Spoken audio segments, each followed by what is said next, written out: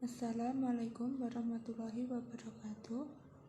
Kami dari kelompok 9 ingin mempresentasikan makalah kami yang berjudul Pendekatan dan Teknik Bimbingan dan Konseling yang beranggotakan yang pertama Ahmad Nur Wahid, yang kedua saya sendiri Alvina Yuli Cahyanti, yang ketiga Ari Jalu Nur Khawin. Selanjutnya apa saja sih yang dipelajari pada makalah ini? Yang pertama yaitu psikoanalisis, yang kedua behaviorisme, yang ketiga person-centered, yang ketiga rasional emotif, yang kelima teknik dan konseling. Selanjutnya yaitu psikoanalisis. Pengertian dari psikoanalisis merupakan salah satu cara pendekatan kepribadian, filsafat tentang sifat manusia, dan pendekatan psikoterapi dan konseling. Menurut istilah pada tahun 1923 terdapat pada artikel ada 3 arti psikoanalisis, yaitu yang pertama, psikoanalisis digunakan untuk menunjukkan suatu metode pada penelitian yang mana pada proses psikis sebelumnya tidak dapat terjangkau oleh penelitian ilmiah. Lalu yang kedua, psikoanalisis ini juga digunakan sebagai cara mengobati gangguan-gangguan psikis yang dialami oleh seorang pasien neuritis. Lalu yang ketiga, secara luas psikoanalisis digunakan untuk menunjukkan seluruh pengetahuan yang melalui teknik atau metode. Untuk tujuan psikoanalisis ini yaitu salah satu cara membantu klien untuk mengembalikan karakternya dengan menjadikan hal yang tidak disadari tersebut bisa disadari oleh klien tersebut. Lalu teknik psikoanalisis yang pertama asosiasi bebas, yang kedua analisis mimpi, yang ketiga analisis transference, yang keempat analisis resistensi, yang kelima interrogatory. Selanjutnya yaitu behaviorisme. Apa sih pengertian dari behaviorisme? Yaitu teori yang mana didasarkan pada perubahan pada perilaku manusia yang bisa diamati. Ini lebih fokus pada perilaku yang sering diulangi sampai menjadi otomatis atau menjadi kebiasaan. Lalu tujuan dari behaviorisme ini sendiri yaitu menghilangkan tingkah laku yang tidak sesuai atau yang tidak sehat dengan membentuk tingkah laku yang baru atau membuat respon yang lebih sehat. Lalu teknik yang digunakan dari behaviorisme yaitu yang pertama teknik desentiasi sistematik, lalu yang kedua assertive training, yang ketiga version terapi, yang keempat homework. Selanjutnya akan diteruskan oleh teman saya. Saya Ahmad Nur Wahid. Saya akan melanjutkan dari teman saya mengenai behaviorisme. Pengertiannya sendiri, behaviorisme adalah teori yang dimana didasarkan pada perubahan perilaku manusia yang bisa diamati. Dan teori behaviorisme sendiri adalah sebuah teori yang mana didasarkan pada sebuah kebiasaan atau membiasakan seseorang ataupun kepada hewan, yang mana jika tidak terbiasa maka orang atau hewan tersebut tidak mengenalinya, seperti panggilan, suara lonceng, serta yang lain-lainnya. Contoh saja ada hewan kucing, jika dipanggil namanya dan sudah terbiasa dari kecil atau dari kecil, maka kucing tersebut akan mengenali panggilan tersebut. Dan tujuannya sendiri adalah untuk menghilangkan tingkah laku yang tidak sesuai atau respon yang tidak sehat dengan serta membentuk tingkah laku ataupun mempelajari respon baru yang lebih sehat. Artinya menghindari sebuah respon yang tidak pada saatnya atau tidak pada tempatnya. Misalkan ada kucing yang dipanggil bukan pada namanya, maka kucing tersebut tidak akan mendekat. Untuk tekniknya sendiri ada 4, yaitu desentiasi sistematik ataupun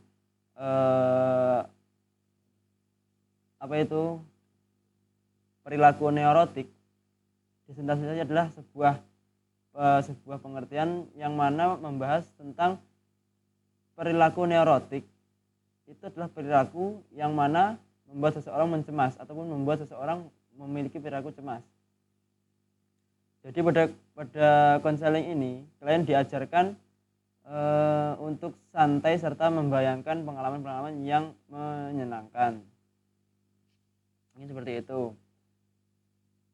Dan juga terkadang kali desentiasi sistematik ini membuat klien untuk membayangkan sebuah perilaku yang sangat cemas dan membuat klien agar tidak terjerumus lagi ke dalam kecemasan tersebut. Yang kedua ada assertive training ataupun teknik dalam konseling yang lebih menitik beratkan pada kasus yang mengalami kesulitan dalam perasaan yang mana sesuai dengan kenyataannya. Dan teknik ini konselor ataupun orang yang membimbing itu harus berusaha memberikan keberanian kepada klien dalam mengatasi kesulitannya.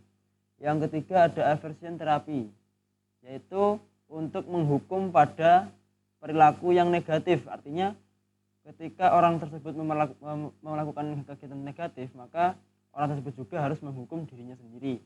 Yang keempat itu homework ataupun pekerjaan rumah, yang mana klien ini dilatih untuk biasa dan terbiasa di rumah menyesuaikan diri terhadap situasi tertentu. Artinya tidak perlu bantuan orang lain lagi. Yang untuk lanjut selanjutnya ada person centered. Nah, person centered di sini adalah sebuah pengertian mengenai lebih kepada orangnya atau kliennya. Roger mengemukakan bahwa konsep diri ataupun person centered adalah bagian sadar ruang fenomenal yang disadari dan disimbolkan, yaitu aku merupakan referensi setiap pengalamannya. Jadi lebih berorientasi pada diri sendiri. Person centered terapi ini ditemukan melalui suatu prinsip sikap serta didasarkan pada 3 kondisi inti, yaitu kongruensi, empati, dan hal positif tanpa syarat, yang diturunkan dari 6 hal yang dimiliki konselor untuk mengatasi masalah hubungan person centered. Mungkin untuk presentasi videonya di sini dulu. Ada yang ditanyakan nanti bisa dibahas di diskusi. Mungkin sekian dari saya, akan dilanjutkan teman saya. Terima kasih. Pada perilaku yang negatif, artinya ketika orang tersebut melakukan kegiatan negatif, maka orang tersebut juga harus menghukum dirinya sendiri. Yang keempat itu homework ataupun pekerjaan rumah, yang mana klien ini dilatih untuk biasa dan terbiasa di rumah menyesuaikan diri terhadap situasi tertentu. Artinya tidak perlu bantuan orang lain lagi. Yang untuk lanjut selanjutnya ada person centered. Nah, person centered di sini adalah sebuah pengertian mengenai lebih kepada orangnya atau kliennya. Roger mengemukakan bahwa konsep diri ataupun person centered adalah bagian sadar ruang fenomenal yang disadari dan disimbolkan, yaitu aku merupakan referensi setiap pengalamannya. Jadi lebih berorientasi pada diri sendiri. Person centered terapi ini ditemukan melalui suatu prinsip sikap serta didasarkan pada 3 kondisi inti, yaitu kongruensi, empati, dan hal positif tanpa syarat, yang diturunkan dari 6 hal yang dimiliki konselor untuk mengatasi masalah hubungan person centered. Mungkin untuk presentasi videonya di sini dulu. Ada yang ditanyakan nanti bisa dibahas di diskusi. Mungkin sekian dari saya, akan dilanjutkan teman saya. Terima kasih. Perkenalkan, nama saya Ari Jalunur Kawim. Di sini saya akan melanjutkan presentasi dari kedua teman saya, yaitu tentang makalah pendekatan dan teknik bimbingan dan konseling.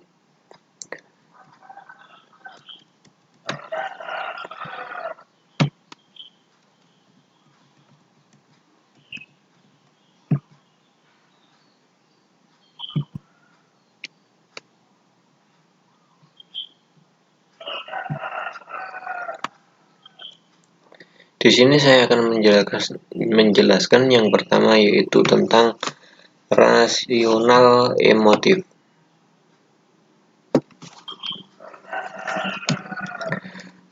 Rasional emotif atau yang disebut dengan RET adalah sebuah aliran psikoterapi yang memiliki landasan bahwa manusia lahir dengan potensi baik untuk berpikir baik maupun berpikir jahat. Manusia di sini adalah makhluk yang unik, kecenderungan untuk berpikir rasional maupun irasional. Untuk berpikir rasional biasanya akan berujung pada hal-hal yang positif, dan untuk irasional adalah biasanya merujuk pada hal-hal yang kurang berkenan. Selanjutnya yaitu ada 3 hal yang membangun perilaku individu menurut teori ini. Yang pertama, attendance event atau yang biasa disebut dengan A, yaitu adalah semua hal yang terjadi kepada manusia baik dalam diri ataupun luar diri yang berupa kejadian sesuatu, fakta, sikap orang lain kepadanya, atau bahkan tingkah laku. Yang kedua yaitu belief atau B. Pada belief ini pengertiannya yaitu suatu bentuk keyakinan atau pandangan atau gambaran diri mengenai suatu peristiwa. Dari gambaran atau pandangan ini akan menimbulkan 2 macam keyakinan, yaitu rational belief atau keyakinan rasional, keyakinan yang masuk akal, dan irrational belief yaitu keyakinan yang tidak rasional atau emosional. Yang ketiga yaitu emotional consequence atau C, yaitu konsekuensi atau akibat serta reaksi akibat interaksi dengan A atau B, baik dalam bentuk hambatan ataupun perasaan senang. Dikutip dari pandangan Albert Ellis, manusia adalah makhluk unik dan memiliki kekuatan untuk memahami keterbatasan, mengubah pandangan nilai dasar secara tidak kritis pada masa kanak-kanak, dan untuk mengatasi kecenderungan itu, manusia sendiri menolak diri dan akibatnya manusia akan bertingkah laku berbeda. Komponen teori ini adalah berpikir dan emosi, bukan 2 proses yang berpisah namun saling bertumpang tindih. Dalam prakteknya saling terkait, emosi yaitu pikiran yang dialihkan dan prasangka sebagai suatu proses sikap kognitif yang intrinsik. Pandangan teori rasional emotif yaitu tentang konsep bahwa banyak perilaku emosional individu yang berpangkal pada self-talk atau omong diri atau internatisasi kalimat-kalimat, yaitu orang yang menyatakan kepada dirinya sendiri tentang pikiran dan emosi yang bersifat negatif. Tujuan utama dari penerapan teori ini yaitu terapi meminimalkan pandangan yang menyalahkan diri klien dan membantu klien untuk memperoleh filsafat hidup secara lebih baik dan realistik. Ringkasnya, RET membantu klien untuk membebaskan diri dari gagasan yang tidak logis. RET membantu klien untuk membebaskan diri dan gagasan-gagasan yang tidak logis dan belajar untuk gagasan yang logis sebagai penggantinya.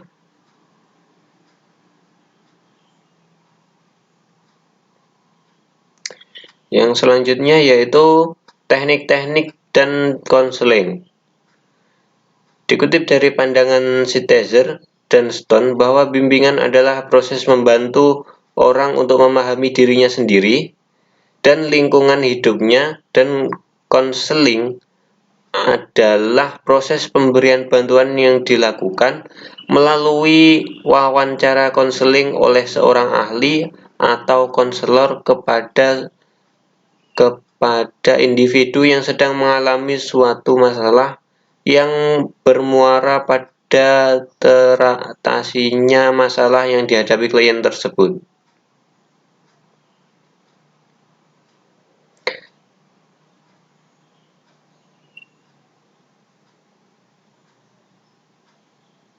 Selanjutnya yaitu dari pandangan Prayitno dan Herman Amti, teknik atau pendekatan dan bimbingan konseling memaksimalkan potensi siswa yaitu dengan cara atau metode yang dilakukan untuk membantu mengarahkan serta memandu seorang atau sekelompok orang agar menyadari dan mengembangkan potensi dirinya, dan juga mampu mengambil sebuah keputusan dan menentukan tujuan hidup dengan cara berinteraksi atau bertatap muka. Teknik tersebut diantaranya yaitu 1. Bimbingan kelompok atau grup guidance, yaitu teknik yang digunakan membantu siswa atau kelompok siswa dalam memecahkan masalah melalui kegiatan kelompok, yaitu dirasakan secara bersama atau bersifat tidak individual. Keuntungannya yaitu hemat waktu dan tenaga, ada kesempatan siswa berinteraksi dengan konselor, menyadari bahwa kenyataan yang sama juga dihadapi oleh orang lain. Ada beberapa teknik dalam bimbingan konseling secara kelompok yaitu home room program, yaitu program kegiatan yang dilakukan bertujuan agar guru dapat mengenal peserta didiknya lebih baik. Yang kedua yaitu karya wisata atau field trip, adalah kegiatan rekreasi yang dikemas dengan metode mengajar untuk bimbingan kelompok dan dengan tujuan siswa memperoleh penyesuaian dalam kelompok agar bekerja sama dan dengan penuh tanggung jawab. Selanjutnya yaitu kegiatan kelompok. Teknik ini baik di dalam bimbingan karena kelompok memberikan kesempatan kepada individu untuk berpartisipasi sebaik-baiknya secara berkelompok. Selanjutnya yaitu organisasi siswa, yaitu keorganisasian yang diikuti. Yang selanjutnya yaitu sosiodrama, yaitu teknik untuk memecahkan masalah melalui kegiatan bermain peran. Yang selanjutnya yaitu psikodrama, yaitu teknik untuk memecahkan masalah psikis yang dialami individu dan memerankan suatu peran tertentu, konflik atau ketegangan yang ada dalam diri dan dikurangi atau bahkan dihindari. Yang selanjutnya yaitu remedial teaching, adalah penambahan pelajaran atau pengulangan kembali latihan dan penekanan aspek-aspek tertentu.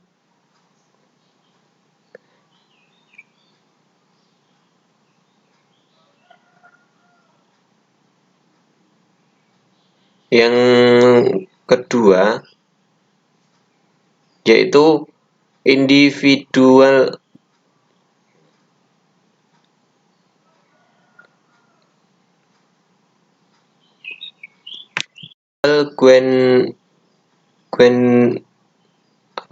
guidance counseling atau bimbingan konseling individu.